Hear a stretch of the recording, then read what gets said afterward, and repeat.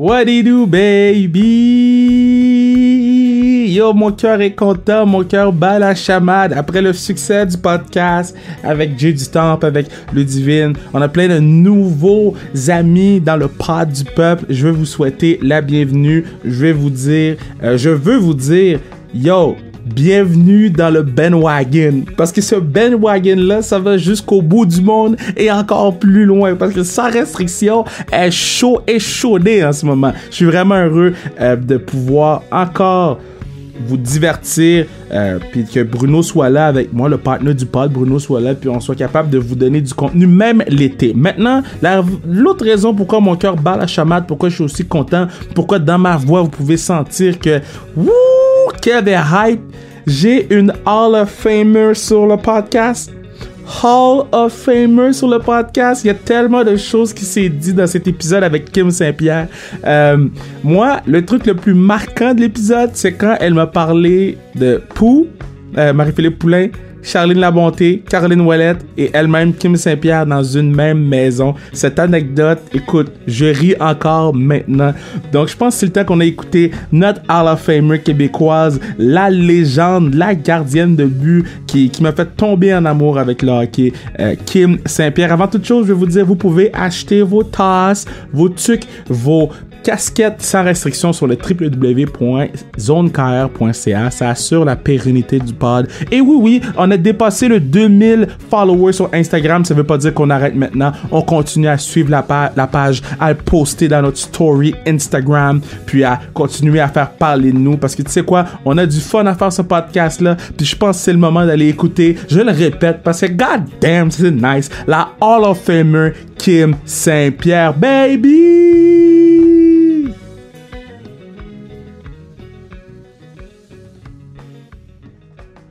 Moi, là, j'ai tout le temps dit qu'au Scrabble, j'étais imbattable. OK? Et la personne à qui je vais parler, non seulement m'a battu au Scrabble, mais m'a donné une volée. Bon, oui, elle s'en va dans le Hall of Fame de hockey, elle a gagné des médailles d'or, blablabla. Mais elle m'a quand même donné ma plus grosse volée of all time au Scrabble. Kim Saint-Pierre, comment ça va?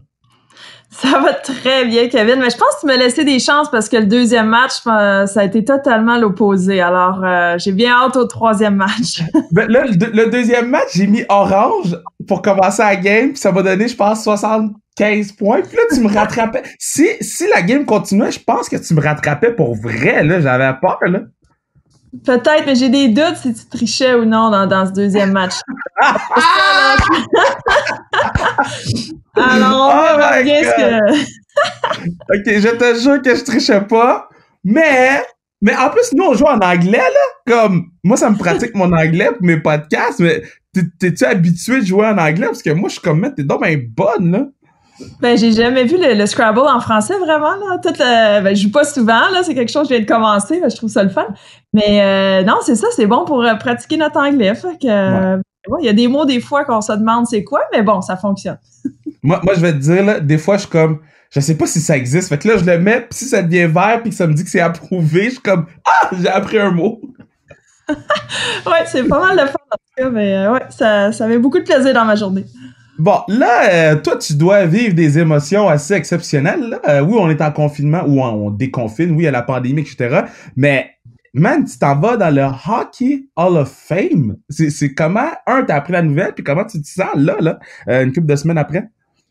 Ah, c'est tellement dur, on dirait, à comprendre ce qui se passe parce que, en fait, ça fait une semaine là que j'ai appris la grande nouvelle. Et puis, tu sais, dans un sport d'équipe, c'est très rare que l'attention est vraiment juste sur une personne ou une joueuse dans l'équipe. Fait que c'est comme le plus gros honneur qu'on peut recevoir. Donc, moi, c'est avec grand plaisir là que je partage ça avec mes coéquipières, ma famille, mes entraîneurs et tout ça. Donc, je pense qu'on peut jamais se préparer pour recevoir cette nouvelle-là du Temple de la Renommée. Et puis, moi, je l'ai su seulement là, 15 minutes avant l'annonce officielle. Fait que je pense que ça, encore plus, ça a fait que ça a été un événement tellement inattendu. Bon, là, on a changé de plateforme là, parce que je veux être sûr de bien comprendre ce que tu dis, puis je veux être sûr qu'il n'y a pas de spark parce que je trouve ça vraiment intéressant. Puis, bon, là, Kim Kim, est-ce que quand t'as eu l'appel, là, OK, t'as vu un numéro de Toronto, tu t'es dit, qui c'est qui m'appelle un 24 juin, le jour de la Saint-Jean? Et c'est exactement ce qui m'est passé par la tête. J'avais congé du travail. Moi, je travaille avec des gens de un peu partout au Canada, fait que ça peut arriver de temps en temps, mais le 24, c'était sûr que non. Alors, mes yeux se sont ouverts tellement grand. Et là, j'ai dit à mon mari, il y a quelque chose qui se passe. Alors là, j'étais au grand vent parce que je suis en train de jouer au golf avec mes enfants puis mon mari. Puis là, je suis allée me cacher. J'ai pris les clés, je suis allée me cacher dans ma voiture et je pouvais juste pas croire qu'est-ce qui se passait. C'était tellement incroyable d'entendre la voix de Lanny McDonald. Wow. M'expliquait que j'étais la 8e femme là à entrer au Temple de la Renommée. Je sais même pas qu'est-ce que je lui ai dit. Là, il paraît qu'il y a un recording à quelque part de cette conversation-là sur les médias, mais en tout cas, c'était un si grand honneur. Puis je pense pas que tu peux te préparer jamais à recevoir une nouvelle comme ça. Là, en tout cas, c'est vraiment une grande fierté pour moi. Là. OK. Là, la vraie question. Est-ce que tu as été capable de finir ta ronde de golf? Non. Avec tout ce qui se passait, avec les réseaux sociaux, ça sonnait partout. Et puis en plus, une fois que les intronisés là, ont été officiellement annoncés sur TSN, on avait une conférence de presse qui a duré environ 2 heures de temps où, c'était pas de la cérémonie officielle, là, mais c'était l'annonce aux médias, donc plusieurs questions des journalistes là, partout au Canada, aux États-Unis et dans le monde. Là. Fait que c'était assez intense. Par la suite, j'ai pris un petit temps pour souper. Après ça, c'était les entrevues qui ont continué. Puis ça a duré là, plus d'1 semaine là, et ça continue. Donc, c'est assez spécial là, quand tu t'entends pas à ce que ce soit cette année. Tu sais, je me disais, ils doivent sûrement appeler les intronisés 1 ou 2 journées d'avance, là, pas la journée même. Imagine si j'étais pas de cellulaire, en tout cas. Alors, ça m'a fait bien sourire tout ça, mais dès que j'ai appris, là, c'était de penser à toutes mes coéquipières, ma famille. Il y a tellement de monde qui ont fait une différence dans ma carrière, là. Fait que c'est un grand bonheur pour moi là, de partager ça avec tout le monde. Là. Sur le podcast, la seule autre personne qui a été intronisée dans le Temple de la Renommée qu'on a reçu, c'est Chris Pronger. Donc, t'es la première femme intronisée au Hall of Fame qu'on a. Je suis très fier. Bon. Chris m'expliquait que son speech, c'était très difficile, c'était très compliqué. Est-ce que tu redoutes un peu le speech, là? Tout le monde, hein? Est-ce que tu as commencé à préparer ton speech et ainsi de suite? Mais j'avoue qu'il va falloir que je m'y mette. J'ai quelques mois devant moi, mais c'est sûr que c'est un moment assez stressant. Je sais pas combien de temps on va avoir, mais on dirait qu'il y a tellement de monde, tellement d'anecdotes, tellement d'histoires. Donc, je sais pas comment je vais m'y prendre. Il faudrait peut-être que je commence, pas comme à l'école la journée d'avant. Là. Fait que je vais m'y mettre, commencer à penser un peu à comment je veux faire ça, mais pour moi, c'est sûr que c'est de rendre hommage au hockey féminin qui n'existait pas quand j'ai commencé à jouer au hockey avec les gars à 8 ans et de voir l'évolution, puis quelle chance que j'ai eu d'un jour pouvoir évoluer là dans les équipes de femmes. Donc, je pense que ça va pas mal se tenir à ça. Puis, tu sais, j'ai eu un super beau passage à l'Université McGill aussi quand je pensais que le hockey était fini pour moi. Et là, d'avoir la chance de jouer encore 5 années de hockey, c'est ça qui a changé ma vie. Donc, il y a des petits moments comme ça là, qui ont fait une différence, puis j'ai hâte de les partager. Là. Toi, quand t'as annoncé ça au petit mousse, là, tu sais, mais toi, t'étais dans l'auto. Fait que là, tu reviens sur le terrain de golf. Là, c'est sûr que ton mari puis les petits se demandent qu'est-ce qui se passe. Comment tu leur annonces à eux autres? Ah oui, mon mari, lui, il en revenait pas, là. C'était comme, tu sais, il a joué beaucoup au hockey aussi, puis, tu sais, c'était comme, on savait même pas quoi faire, là. Tout le monde nous voyait comme ça, pas s'embrasser, là, mais tu sais, on s'est donné un super hug, là. Fait que tout le monde se demandait ce qui se passait sur le terrain de golf. Les enfants, ben, sont un peu petits, hein. Alors, ils comprennent pas encore c'est quoi le Temple de la Renommée. Et mon plus jeune, j'y avais promis qu'on irait au chocolat favori, fait qu'il était très déçu que je cancelle le chocolat favori. Mais un jour, il peut comprendre, je pense. Oh my God! Puis ce que je trouve assez malade, c'est que bon, tu vois, moi, à chaque fois que je vais à Toronto, j'ai été au Hall of Fame 150 fois, là, mais à chaque fois que je vais à Toronto, je m'en vais passer une petite heure là-bas, je m'en vais juste voir, zioter, puis juste retomber dans plein de souvenirs. Toi, un, est-ce que tu avais déjà été? Puis deux, tu sais, quand tu rentres dans le Hall of Fame, c'est comment que toi, tu te sens, tu sais?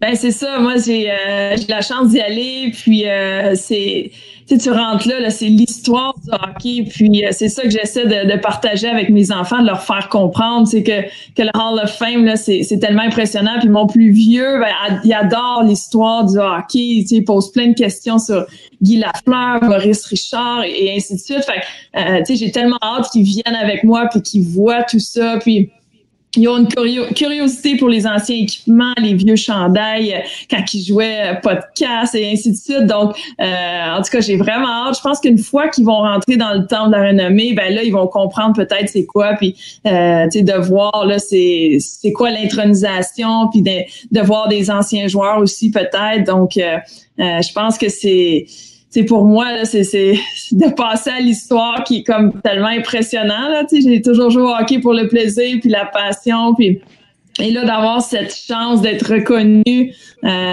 pour les succès là, tu sais, c'est quand même impressionnant là. Je pense que je le réalise pas encore l'ampleur de tout ça, mais wow, c'est tellement impressionnant.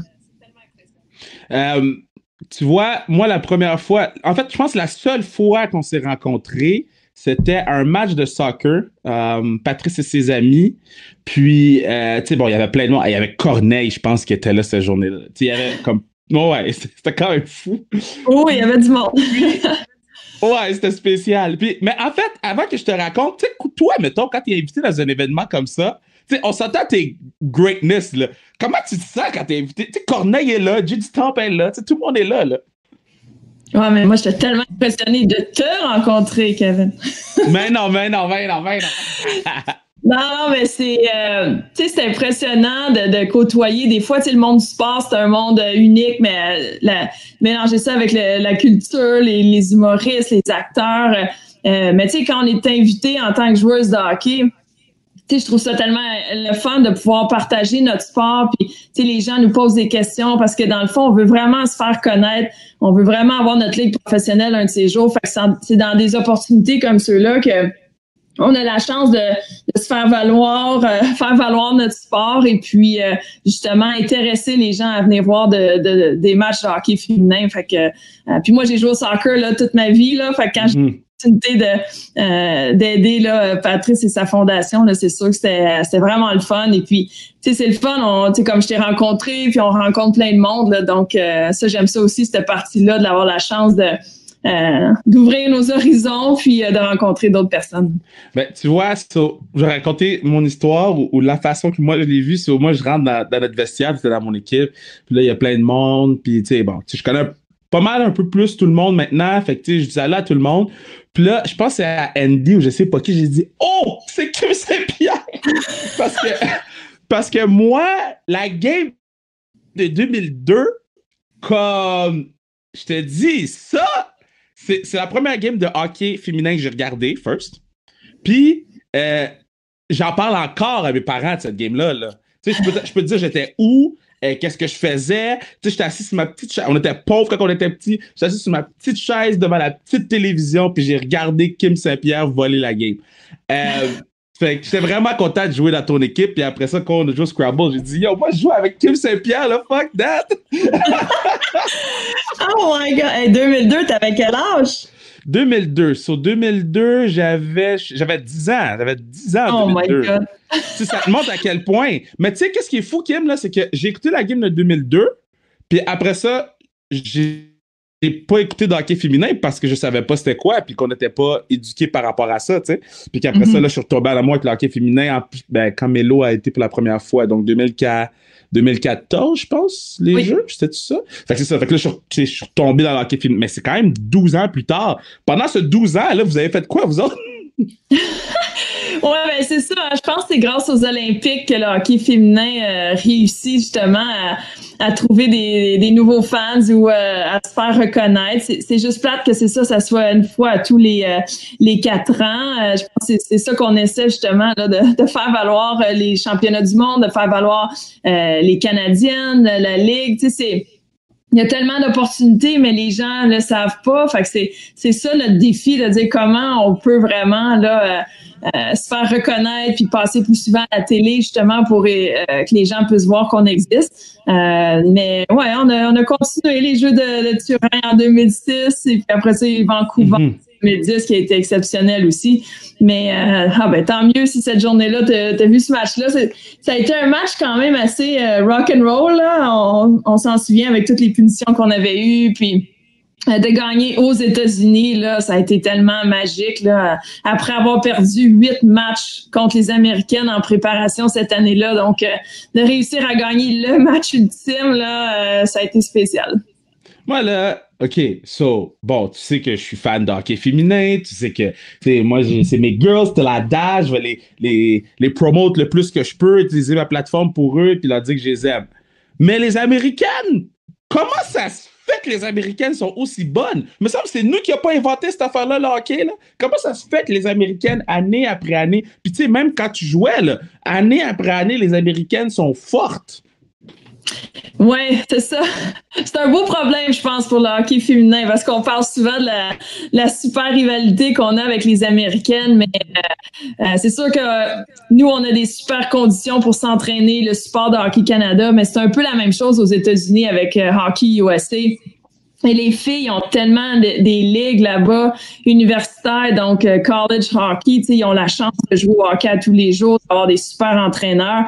Donc, c'est ça qu'on espère un jour, ça se passe partout dans le monde. Tu sais, pourquoi pas en Suède, pourquoi pas en Finlande, et ainsi de suite, d'avoir des installations, d'avoir des écoles qui peuvent faire jouer les filles au hockey à tous les jours. Donc, on espère vraiment là, qu'il va y avoir plus de parité, c'est sûr, dans le hockey féminin, mais les Américaines, ouais, ça a toujours été spécial. Même je me souviens de mon premier match contre cette équipe-là, ça n'a pas très, très bien été.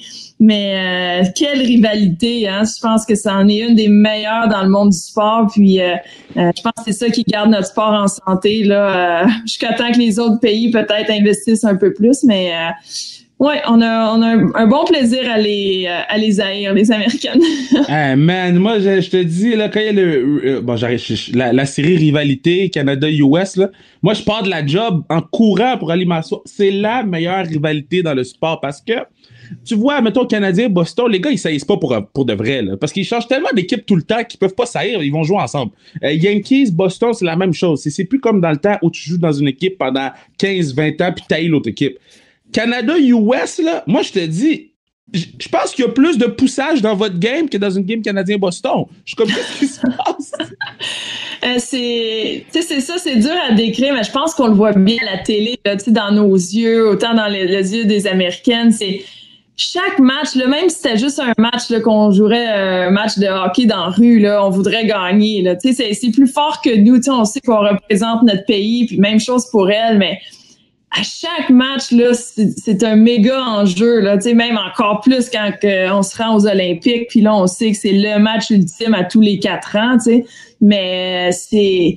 Puis moi, là, je te dis, j'ai commencé en 99, là, puis c'était pareil. Là, je le sentais même en tant que recrue que les filles, là, mettons Cassie Campbell puis France Saint-Louis, là, je pouvais comprendre à travers elles là, comment que c'était important de jouer contre les Américaines. Puis moi, là, j'étais intimidée là au début, là, après ça un peu moins là, mais c'est impressionnant leur chandail. Je sais pas, il y a quelque chose là dans cette rivalité là. Puis ça a duré là jusqu'à la fin de ma carrière. Puis là, quand je regarde les matchs à la télé, tu sais, je le sais là de voir Melo, de voir Poulain, c'est pareil là. Je le sais qu'ils veulent gagner ces matchs là.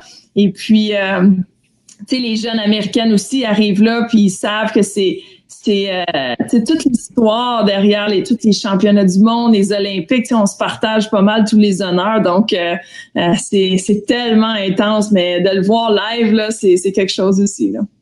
Man, moi, c'est quand Hillary Knight est arrivée avec les Canadiennes, j'étais comme, damn, on a une bonne joueuse, mais yo, me semble que je l'haïssais il y a 3 minutes.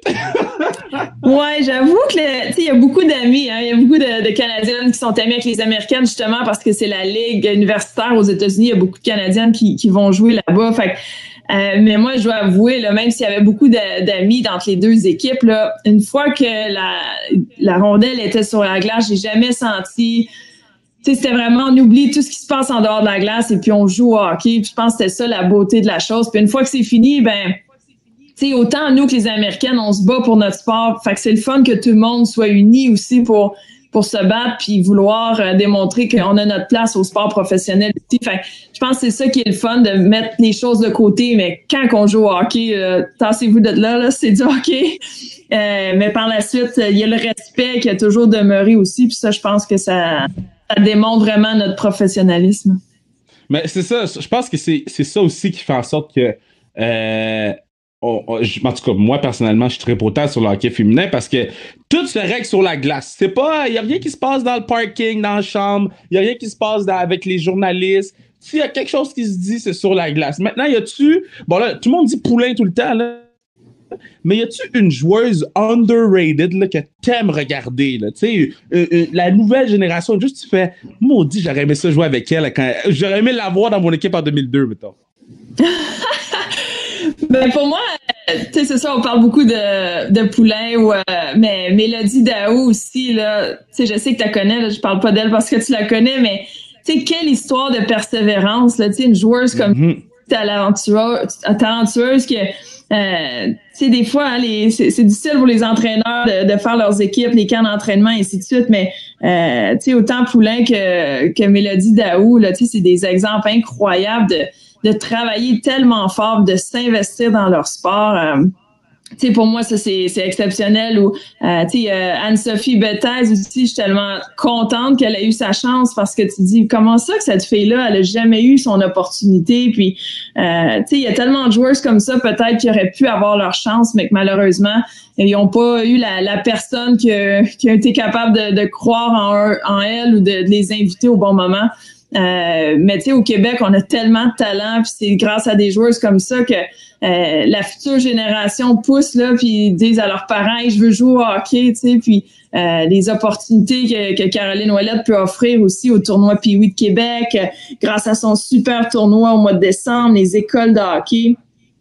Donc, tu sais, c'est... en tout cas, je suis tellement impressionnée de voir ces filles-là, comment qui sont bonnes, puis qui sont des inspirations là pour la prochaine génération. Fait que c'est vraiment mes coups de cœur. Puis je suis tellement contente d'avoir pu jouer avec Marie-Philippe. Là, ses premiers Jeux olympiques là, en 2010, elle était toute jeune, elle arrivait, mais en tout cas, on a eu tellement de plaisir avec elle. Et puis là, de la voir aussi mature, capitaine, oh my God, tu sais, c'est tellement impressionnant à voir, mais elle a tellement travaillé fort, là, c'est autant sur la glace que dans le gym. Fait que c'est le fun de la voir maintenant dans un rôle différent que moi, je l'ai connu. Mettons, quand t'as connu Pou, là, tu sais, Pou, en 2010, ça, damn, fait 10 ans, elle a quoi, elle a 29, elle a 30, je pense, whatever, fait qu'elle c'était un petit bébé, là. Quand t'as connu Pou, est-ce que tu savais, genre, est-ce que tu disais, elle va être greatest of all time, là?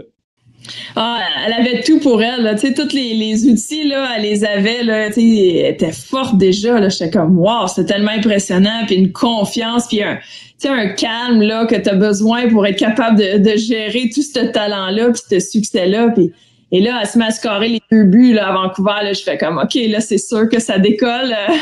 Mais, tu sais, elle a toujours resté simple. Je pense que c'est ça qui aide aussi d'avoir tout ce succès-là. Tu sais, elle est vraie, là. Elle a jamais essayé de jouer une game. C'est elle, celle qu'on voit dans les médias ou sur la glace.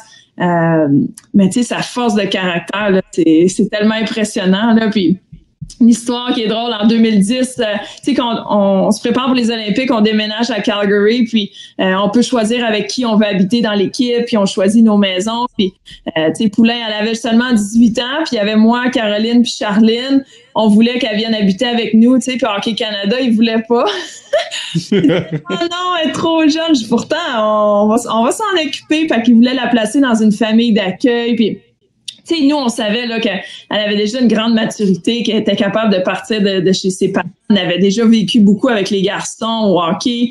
et ainsi de suite. Fait que là, on a réussi à convaincre Mélodie Davidson puis Hockey Canada. Puis finalement, là, tu sais, ça a été une année de rêve, là, tu sais, pour nous 4. On a eu tellement de plaisir, puis de remporter en plus la médaille d'or, mais de vivre 6 ou 7 mois ensemble, là, tu sais, on a appris tout le monde, les 4 à se connaître, et puis tellement d'histoires drôles, là. On peut pas tout raconter, là, mais en tout cas, ça a été tout un honneur, là, de pouvoir jouer une Olympique avec Marie-Philippe. OK, attends. So... C'est quoi cette maison de goat-là? Il y a Kim, Charlie, il y a Caro, puis Pou dans la même maison. Ouais, on avait trouvé une belle maison, on avait chacun nos chambres, puis tu sais, c'est ça, tu te lèves le matin, tu déjeunes, puis là, tu pars t'entraîner toute la journée, 6 jours semaine, plus les matchs et ainsi de suite, mais le dimanche, c'était notre journée de congé. On allait au Starbucks, on allait magasiner, ou on dormait, ou on faisait notre ménage, tu sais. Mais, tu sais, pour nous, c'était les centralisations, c'est comme des années de rêve, parce que on ne vit que du hockey. On habite Calgary, on amène nos voitures avec nous, puis on vit là-bas, là, tu sais. C'est incroyable de pouvoir vivre que du hockey. Fait que c'est ça que j'espère tellement qu'un jour, il y a une ligue professionnelle pour que les filles, les femmes puissent vivre ça. Mais moi, j'ai eu la chance de faire 3 centralisations, là. Fait que c'était vraiment du bon temps. OK, moi, j'ai des questions. So... Yo, ça aurait été la meilleure, comment t'appelles ça, reality TV show pour Kim, Charlie, puis Caro dans la même maison. Qui restait le plus longtemps dans la douche? Qui prenait tout l'eau chaude? Oh my God, je pense qu'il faut que je choisisse Caro pour celle-là. OK, qui se laissait le plus traîner? Ça, j'avoue qu'on était bonnes, là. Je veux pas te lancer des fleurs, mais je me souviens pas d'avoir ramassé bien plus une ou l'autre. Non, je dirais qu'on était pas mal toutes bonnes pour ça. OK, c'était qui la cook? Tu sais, c'est qui faisait les meilleurs soupers des 4, là? Charlie, le cook, c'est Charlie, c'est sûr. Ah ouais, c'est quoi sa spécialité? Elle est bonne dans tout, là. Elle faisait plein de bonnes recettes. Ouais, j'avoue que Charlie était pas mal bonne. Puis une histoire drôle encore sur Marie-Philippe. À un moment donné, on l'a mis au défi de faire le souper. Alors, on est parti de la maison, on l'a laissé toute seule, fait que je pense qu'elle avait appelé sa mère pour concocter un souper. Et quand on était revenu à la fin de la journée, là, on avait eu un filet mignon avec des légumes, patates et ainsi de suite. Fait qu'elle avait réussi à faire son premier souper pour nous 3, nous 4. Fait que ça, on avait bien ri avec ça. Elle avait appelé sa mère pour tout être sûr de rien manquer. Fait qu'on l'a mis au défi une couple de fois, Marie-Philippe, pour l'aider. Ah, c'est beau! C'est tellement le fun, là. Ah, je savais pas cette histoire-là. Je suis vraiment, vraiment, vraiment content que tu en aies parlé.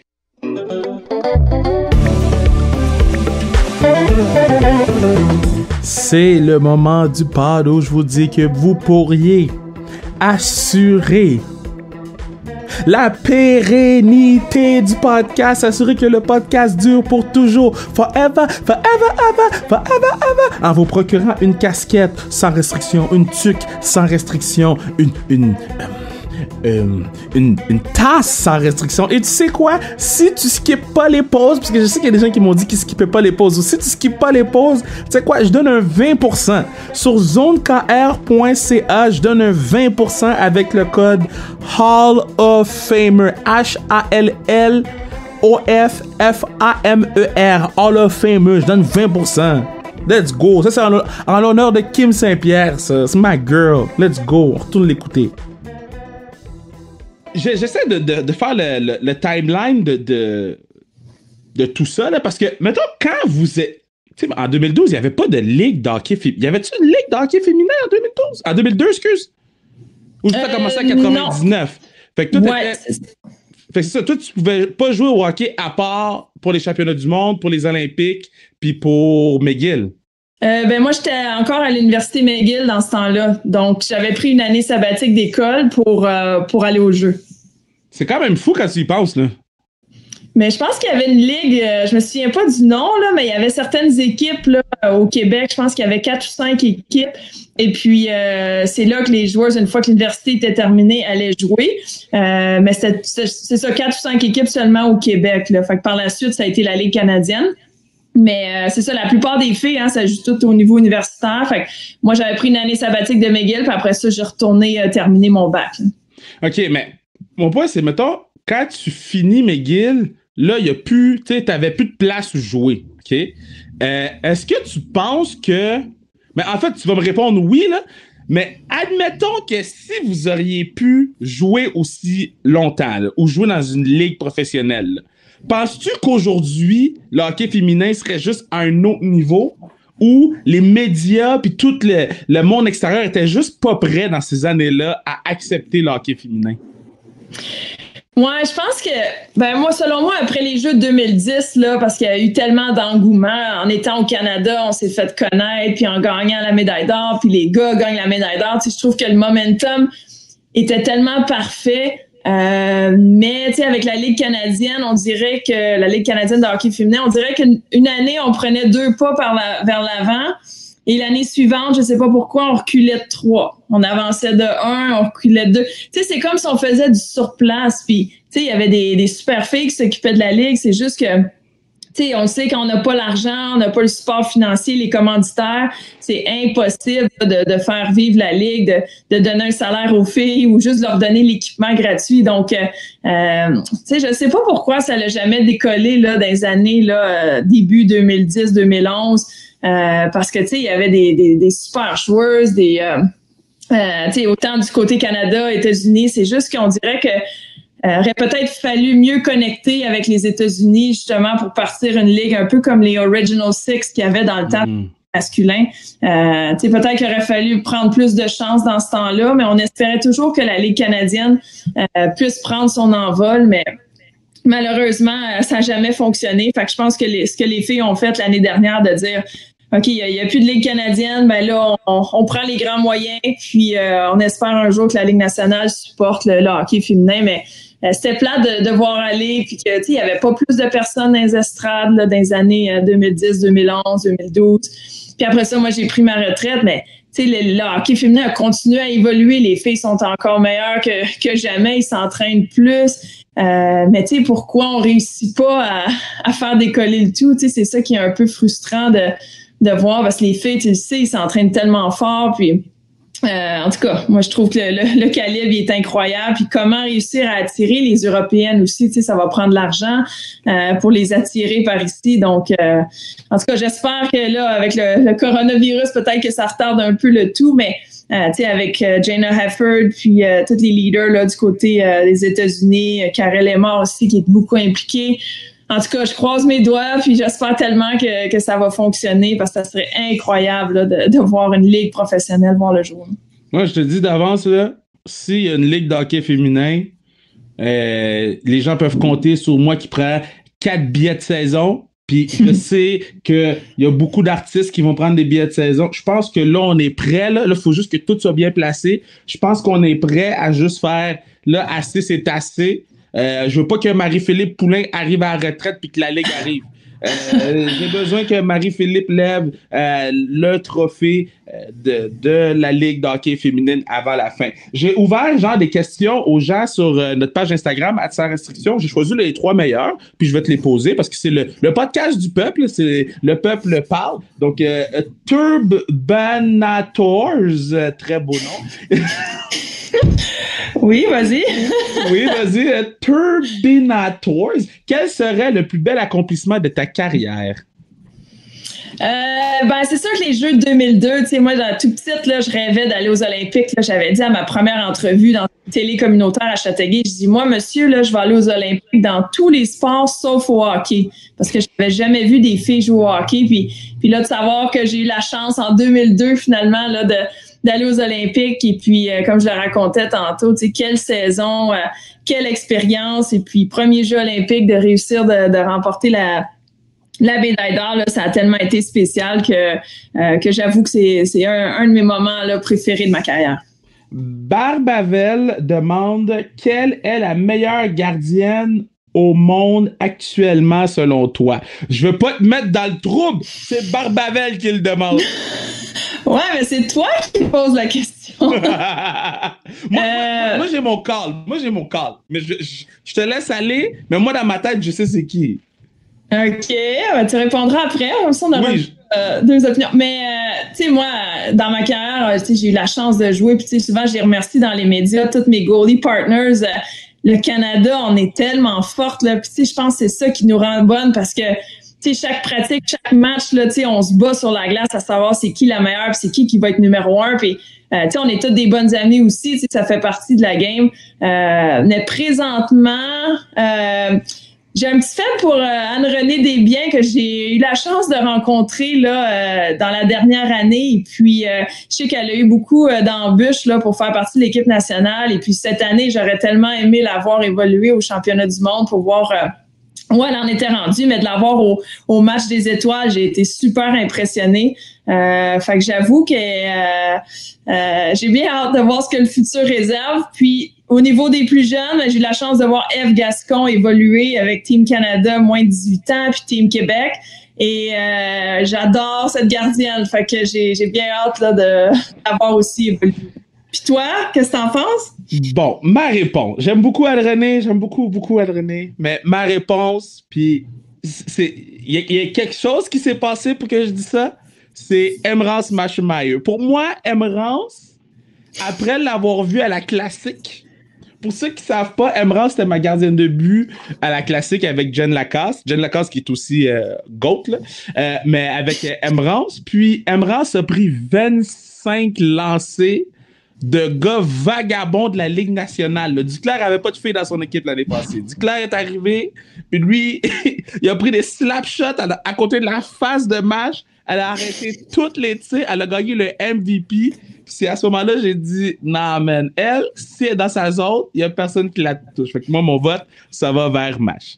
Bon, je te comprends, puis je sais qu'elle a eu une carrière pas facile hein, avec l'équipe nationale, mais elle lâche jamais. Hein, fait que, en tout cas, j'ai hâte de voir pour les prochains Jeux olympiques. La compétition là, va être féroce dans les buts avec tous ces noms-là. En tout cas, je pense qu'on est en de bonnes mains, mais ouais, ça n'a jamais été facile là, d'être la gardienne numéro 1, là, tellement qu'il y a de compétition au Canada. Puis tant mieux, là, c'est tellement le fun d'avoir évolué. Ouais, non, tu vois, tu m'en parles, puis j'ai un frisson parce que je sais que j'ai une amie qui va être déçue. Tu sais, je sais que j'ai quelqu'un que j'aime qui va être déçu parce que les trois sont bonnes. Comme, puis tu sais, on va rajouter Eve éventuellement là-dedans, là. Jen, Mash, Anne-Renée, puis bon, en tout cas, ouf, pensons-y pas tout de suite. Ça promet, ça promet. Ça serait un bon reality show, là. C'est ça, à suivre les gardiennes dans une année centralisation, ou même l'équipe, là. Oh, ouais. C'est tellement intense, là, tout ce que les filles peuvent vivre, puis surtout en tant que gardienne, là, tu sais, mais c'est ça, tu souhaites être la première, mais tu veux pas que les autres, que ça aille mal, parce que si ça va mal, l'équipe va mal. Fait que, tu sais, c'est tellement intense, là, tant au niveau mental que physique, là, d'une année olympique, c'est assez spécial à vivre. OK, puis dernière question des choix des gens sur la classique, pas sur classique quand même, mais sur Athlètes sans restriction, tout mélangé. C'est ma prochaine question de la classique, je te le dis d'avance. À quoi ressemble la vie après le hockey pour les femmes? C'est Cam Swimming 15 qui demande ça. C'est un beau défi, je pense, pour tout athlète. Une fois que ta carrière est terminée, ben là, faut que tu te prennes en main. Hein. On a toujours été sur des horaires, sur des camps d'entraînement. Si on n'est pas sur la glace, c'est de l'entraînement au gym. Fait que quand tout ça finit, c'est toi, là, t'es tout seul et puis tu dois te faire une tête, une idée, dire qu'est-ce que je veux faire de ma vie. Il y en a qui se préparent bien, ils vont à l'école. Ils essaient de continuer à faire des stages pendant la carrière. Pour moi, ce qui m'a vraiment aidé dans ma transition, c'est d'avoir une famille. Dès que j'ai fini de jouer au hockey, j'ai eu 2 garçons. Ils ont 18 mois de différence entre les deux. Là. Maintenant, ils sont rendus à 6 et 8 ans. Et moi, je suis restée un peu dans le monde du sport et de l'activité physique. Là, je travaille pour un programme d'activité physique pour les écoles qui s'appelle BOKS, BOKS. Donc, c'est vraiment trippant. Là. Moi, je me promène dans les écoles partout au Québec, puis j'essaie d'inspirer les enfants à bouger. Et en fait, on offre des activités gratuites. Toutes les ressources qu'on a à offrir aux écoles sont gratuites. On est supporté par Reebok. Puis c'est vraiment le fun de voir les enfants là, découvrir l'activité physique. Puis on le sait que les enfants bougent plus assez. Là, faut qu'ils bougent au moins 60 minutes par jour. Fait que moi, j'ai eu la chance de grandir dans le monde du sport. Fait que je trouve que je suis tombée sur l'emploi de rêve. Là. Ça fait 3 ans que je fais ça. Et puis j'adore c'est tellement motivant à chaque matin là, d'aller aider les enfants à bouger. Fait que je pense que chaque femme, quand on termine de jouer, il y en a qui vont travailler dans les écoles, il y a des policières. C'est vraiment de se trouver, c'est tout un défi, mais de se trouver une passion, quelque chose qui nous motive autant que le hockey. Malheureusement, on pense tous qu'on peut jouer au hockey jusqu'à temps qu'on soit des mamies, mais malheureusement, faut passer à autre chose. Donc, je pense que quand on parle aux jeunes, c'est ça qui est important de leur dire, oui, le hockey, c'est ta vie, mais ça sera pas ta vie éternellement. Fait que c'est d'ouvrir ses horizons puis de toujours préparer son après-carrière. C'est un peu comme les hommes dans la Ligue nationale, hein, on entend souvent des histoires que après ça, ils savent pas quoi faire ou sont moins bien préparés. Ben là, on a le défi aussi chez les femmes de dire il faut bien préparer là, son après-carrière. Moi, là, bon, moi, je trouve que tu as bien réussi. Je suis vraiment fier de toi. Je suis vraiment content de te voir aller, tu sais, jouer un peu sur les réseaux sociaux à gauche, à droite. Là, je trouve ça vraiment cool. Et ce que je trouve encore plus cool, c'est que le 15 août prochain, tu vas jouer à la Classique KR. C'est ta première participation à la Classique. Tu seras pas gardienne de but. Tu vas jouer en avant, là, avec nous autres, là. Et c'est souvent revenu sur le podcast. On est rendu à l'épisode, 40 ou quelque chose comme ça, que t'étais vraiment bonne. Genre, comme moi, j'ai des attentes, Kim, parce qu'ils m'ont dit que t'étais bonne. Comment ça se fait? Mais je suis bonne pour bloquer des shots. En tout cas, on va être capable de bloquer des lancers. Non, mais c'est ça, on dirait qu'il y a beaucoup de goalers. Hein. Après la carrière, on décide que l'équipement de goaler, c'est trop pesant, ou on a le goût de découvrir le sport d'une autre façon, c'est moins dur sur le corps aussi. Mais tu sais, ils disent que je suis bonne, mais je suis pas vraiment bonne. Là. Je pense que j'ai juste une bonne vision du jeu parce que j'ai toujours eu le jeu devant moi.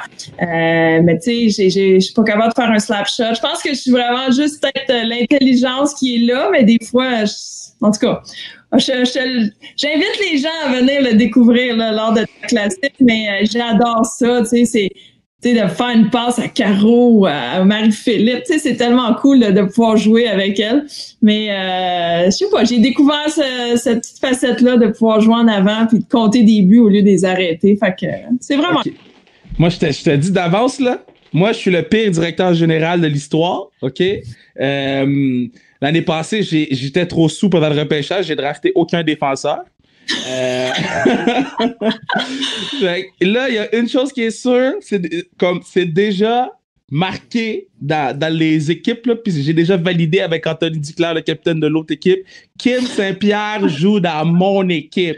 33 est dans... Là, est-ce que tu changes ton numéro vu que tu joues attaque ou tu gardes 33 numéros de goaler? Ah, ben, c'est une bonne question, ça. J'ai pas pensé, mais. Ouais, je vais penser à ça. C'est important, là. Peut-être se faire un numéro de défenseur, là. Je dirais pas non. Ben ouais. Ah oui, un 44, genre un 12. Ouais, on verra. OK, so, on a un jeu sur le. Il reste 2 derniers jeux, puis après ça, on a fini. Le premier jeu, c'est. Mettons ta dernière game de hockey à vie. OK? Là, tu joues, puis après ça, tu meurs. C'est quoi ton starting line-up? Donc, une gardienne de but ou un gardien de but, toi, on va te mettre défenseur, donc quelqu'un d'autre en défense, puis 3 attaques. Ça serait qui? Genre Goffey ou... Goffey, n'importe qui. Pou, elle a choisi Serena Williams. OK? Pou, elle voulait perdre. Fait que...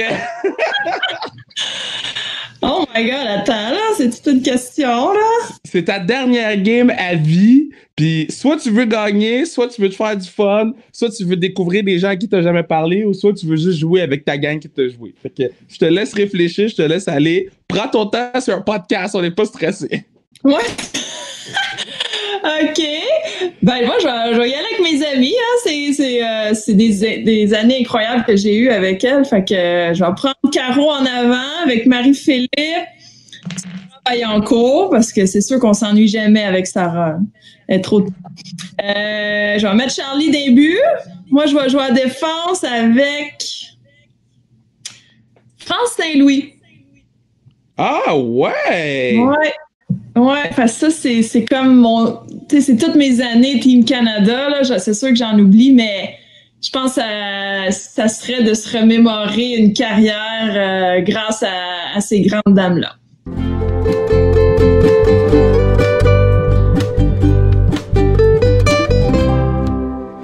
OK, bon, ben, tu m'amènes exactement vers mon dernier jeu, puis après ça, je te laisse aller. Ben, mon dernier jeu. Oh oui, c'est un jeu. OK, so nous autres, à chaque fois qu'on a un athlète d'une équipe ou de whatever, n'importe quel sport, n'importe quelle année, on joue au jeu des coéquipiers. Donc, je te nomme un coéquipier, puis il faut que tu nous racontes une anecdote sur la personne ou me dire quelque chose sur la personne. Et une de mes équipes préférées de hockey ever, c'est celle de 2002. Ça, j'ai dit à Chris Pronger aussi. Donc, je vais te nommer le nom d'une de tes coéquipières, puis il faut juste que tu me racontes quelque chose sur cette personne-là. Donc, la première, Danielle Goyette. Oh, Dan, oh my God. Danielle, elle est fascinante. Ses histoires en particulier, son trip, c'était vraiment elle voulait toujours au moins scorer un but en breakaway contre moi dans chaque pratique. Puis je savais toujours où elle lançait. Puis quand elle scorait, là, le sourire, là, tu sais, d'accomplissement, puis là, toute la journée, elle pouvait m'achaler avec ça, là, tu sais. Fait que ça a été là, une coéquipière là, qui me fait tellement rire, juste dans ses petites attentions comme ça. Mais ouais, quelle joueuse de hockey, puis j'ai adoré la connaître. Là. C'est la meilleure histoire. Elle vous laisse scorer à chaque pratique en breakaway. Hey, elle pouvait rester, un autre Kim. Elle voulait son but, là, tu sais, puis elle scorait quand même assez vite, là, parce qu'elle avait toujours le même, là, sweet spot, puis elle savait où mettre la rondelle, là, fait qu'on a eu du fun à faire nos compétitions comme ça. Kim, je peux déjà te dire, là, c'est un de mes podcasts préférés que j'ai fait à date. J'ai vraiment beaucoup de plaisir. OK, so, Jenna Efford, parce qu'elle travaille beaucoup pour la Ligue, on entend souvent son nom. Qu'est-ce que tu me dis sur Jenna? Ouais, Jenna, elle, on avait aussi, tu sais, c'est ça en tant que goaler, hein, tu découvres des petites affinités avec certaines joueuses, puis Jenna, là, à chaque fois dans une pratique qu'elle arrivait, là, elle voulait scorer, tu sais, puis tu sais, je le voyais dans ses yeux, là, puis c'était vraiment comme une compétition à l'interne, là, que moi, je la laisserais jamais scorer, puis même quand elle arrivait avec son back-end, là, tu sais, je prenais un plaisir à lui montrer que je l'avais arrêté facilement quand ça arrivait. Tu sais, ça a toujours été cette compétition-là. Puis pour moi, Jenna, là, c'est mon but préféré. Tu vas t'en souvenir, c'était en 2002, le but qu'elle a reçu la méga passe. Et là, elle a passé la rondelle juste par-dessus la gardienne de but. Là. Je trouve que c'est le plus beau but que j'ai vu dans ma carrière. Fait qu'elle va toujours me rester gravée, là, assurément. Le but, puis la célébration après, là, tu sais, quand elle tombe, puis... Wow. Ah, c'est tout parfait. Tu sais, la passe qu'elle reçoit par-dessus la ligne bleue, puis je sais pas comment elle réussit à mettre ça par-dessus. En tout cas, on l'a vu, ce but-là, au ralenti, là, fait que c'est incroyable là, de la façon qu'elle a pu faire ce but-là. Là, fait que c'est vraiment mon but préféré. Là. Bon, dans la liste, il y avait Caro Ouellette, mais on en a parlé. Hayley Wickenheiser. Quel personnage! Hayley, elle avait pas besoin vraiment... En tout cas, c'était vraiment une joueuse sur la glace, mais en dehors de la glace, là, c'est totalement la joueuse opposée. Là. Tellement relax, tellement chill. Puis j'ai été souvent sa roommate. Fait qu'on on a vécu des bons moments ensemble. Mais ce que je retiens le plus d'elle, là, c'est son ardeur, là, son intensité dans ses yeux. Puis en tout cas, juste à la regarder, là, tu pouvais te préparer pour un match. Là, tu savais qu'elle était tellement là. Tellement prête, puis surtout contre les Américaines, là, c'était encore plus. Là. Mais c'est vraiment des beaux souvenirs là, que j'ai eu avec elle. Et la dernière, non la moindre, son nom revient, tu sais, quand je fais le jeu du starting line-up, son nom revient quand même souvent quand les filles viennent sur le podcast, là, Cassie Campbell. Oui. Cassie, ça a été comme... une histoire drôle avec elle, là, ma première année avec Team Canada, là, surtout en anglais, là, je parlais pas en anglais, puis il y avait plein de médias, là, ben, secrètement, là, j'allais comme à côté d'elle pour écouter qu'est-ce qu'elle disait aux médias, puis moi, je répétais la même chose qu'elle disait parce que je la trouvais cool, puis je la trouvais bonne, puis surtout en anglais. Fait que là, après, elle disait ce qu'elle disait quand c'était des médias francophones. Fait que, pour moi, ça résume la personne Cassie Campbell, c'était un leader, c'était quelqu'un qui tu sais, en tant que rookie, là, je suis arrivée là, puis tout de suite, elle nous a fait bien sentir, même si elle parlait pas en anglais, en français, là, tu sais, elle essayait toujours d'apprendre des mots. Fait que, tu sais, un leader, là, drôle comme ça, mais quelle différence elle a faite dans ma carrière, mais ça, je m'en souviens toujours, là. J'écoutais secrètement ce qu'elle disait, puis je répétais la même chose. C'était parfait tout le temps. Kim, tu pourras pas faire ça avec Kevin Lowe cette année au Hall of Fame, là. Non, c'est ça. Là, il faut que je sois là toute seule comme une grande. Là, fait que, Oh my God. Là, j'ai assez d'expérience, je pense. Hey, merci tellement. Puis je veux encore te féliciter. Je veux te dire que je t'aime beaucoup, que j'aime ça jouer au Scrabble avec toi, que j'aime ça te voir aller. Pour vrai, je suis vraiment, vraiment, vraiment content. T'sais, on est vendredi, le 3 juillet. Là, puis ça fait pas mieux commencer ma fin de semaine qu'une belle conversation comme ça. Puis j'espère qu'on se croise bientôt quand le déconfinement est arrivé.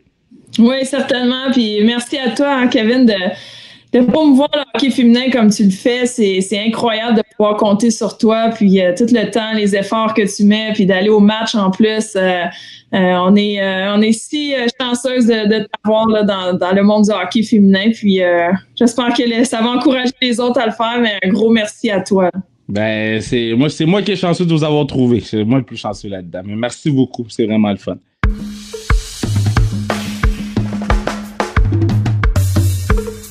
Ah, quel beau moment. Je l'aime.